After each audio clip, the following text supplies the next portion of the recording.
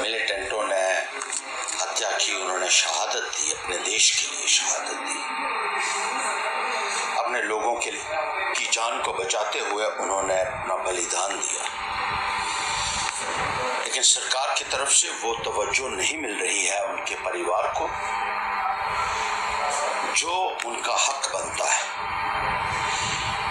देश के लिए बहुत बड़ी कुर्बानी उन्होंने दी और हमने तमाम अधिकारियों से ये बात की थी, पुलिस के अधिकारी, सिविल के अधिकारी, कि उनके परिवार के एक सदस्य को मुलाजमत दी जाए और उन्हें भी उसी तरीके का रिलीफ दिया जाए जैसा बहुत सारे स्टेट्स में मिल रहा है। जो शहादत देते हैं उनको बड़ी स्टेट्स में 1-1 करोड़ रुपया दिया जाता है ताकि उनके परिवार को कोई दिक्कत ना हो और मुलाजमत दी जाती है। लेकिन यहाँ अगर सरकार ये कहे कि 4 या 5 लाख रुपया उनके परिवार को दे दिया है और वो अखबार में भी छपाए,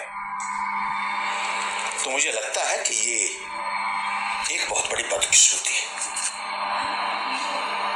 जिस तरीके से उनको नजरअंदाज किया जा रहा है, मैं गवर्नर महोदय से कहना चाहता हूं, मैं सरकार से कहना चाहता हूं कि फौरी तौर पर इस विषय में, इस संदर्भ में एक्शन लिया जाए और वहां न केवल परिवार को सहायता मिले बल्कि उस इलाके में लोगों में एक खौफ का माहौल है, वहां चौकियां बनाई जाए।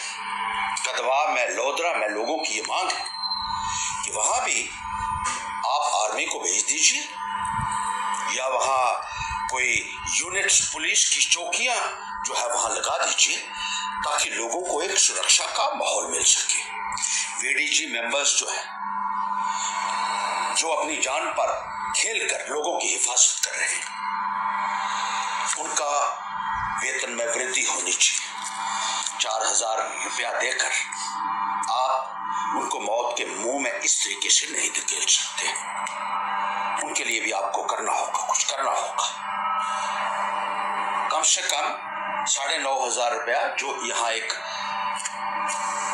डेली वर्कर को मिलता है, उतना वेतन तो उनका कर दीजिए, क्योंकि वो भी उसी तरीके से काम कर रहे हैं जैसे आप बाकियों से काम ले रहे हैं, डेली वेजेस से काम ले रहे हैं। हालांकि वो भी बहुत कम है और सेंट्रल स्केल्स जो है, यूनियन टेरिटरी है हमारी, आपने बनाई हुई है और यूनियन टेरिटरी के जो रेट्स हैं वो आप कहीं भी नहीं दे रहे। दूसरी बात मैं कहना चाहता हूँ कि इन्फिल्ट्रेशन कैसे शुरू हो गई है। बसंतगढ़ जैसा इलाका जो शांतिपूर्वक रहा इतने सालों से, वहां मिलिटेंट्स कैसे पहुंचे, ये इन्फिल्ट्रेशन कैसे हुई। बनी टक्कर के इलाके में मिलिटेंट्स को देखा जा रहा है, बसंतगढ़ में मिलिटेंट्स को देखा जा रहा है, पुंछ में वारदातें लगातार हो रही है, रजौरी में वारदातें लगातार हो रही हैं। ये घुसपैठ किस तरीके से हो रही है। नरेंद्र मोदी जी, आप तो कहते थे कि घुसपैठ तब होती है जब केंद्र में सरकार कमजोर हो, तब घुसपैठ होती है। अब तो केंद्र में आप बैठे हुए हैं, कितने लोगों की शहादत होगी आपके दौर में। पुलवामा में 40 जवानों ने शहादत दी और भारतीय जनता पार्टी ने उसका इलेक्शन में फायदा उठाया।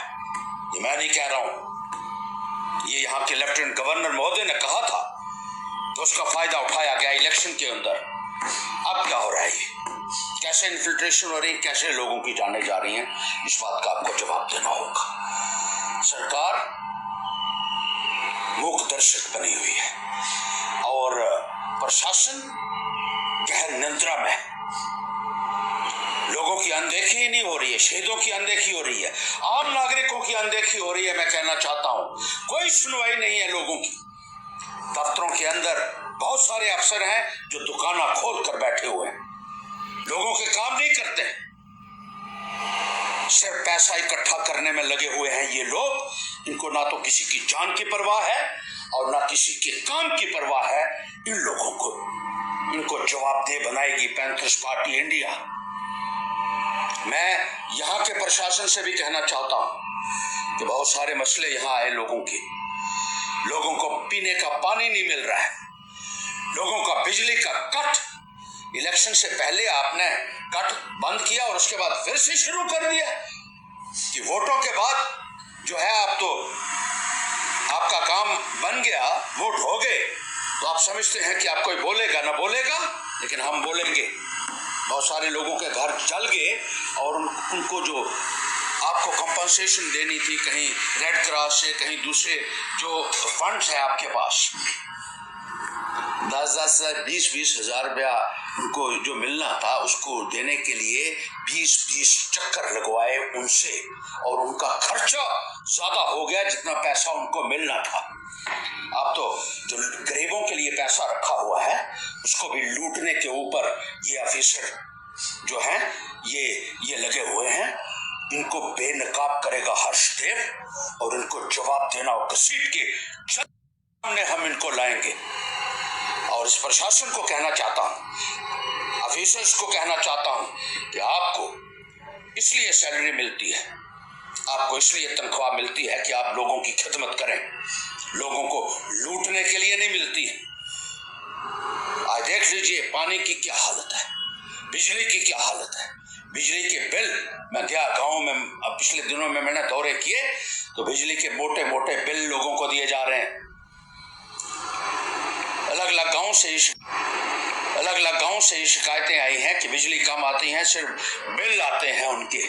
और बहुत सारे ऐसे भी हमें मिले जहां बिजली लगी नहीं हुई थी और वहां भी बिल भेजा जा रहा था। ये बाज आ जाए ऑफिसर, मैं इनको कहना चाहता हूं, जो भ्रष्ट अधिकारी हैं वो बाज आ जाएं और लोगों